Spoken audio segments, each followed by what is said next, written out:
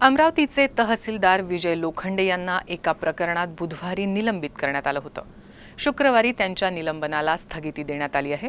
पुढील आदेशापर्यंत ते अमरावती तहसीलदार म्हणून कार्यरत राहणार असल्याचे आदेश महसूल विभागाने काढले आहेत। रद्द केलेल्या लेआउटला परवानगी दिल्याप्रकरणी तहसीलदार विजय लोखंडे यांना महसूल विभागाने निलंबित केलं होतं। अमरावतीच्या गोपालनगर येथील संजय गव्हाळे यांनी या संदर्भातील तक्रार दाखल केली होती। त्यांच्या तक्रारीवरून महसूल विभागाने तहसीलदार विजय लोखंडे यांना निलंबित केलं होतं।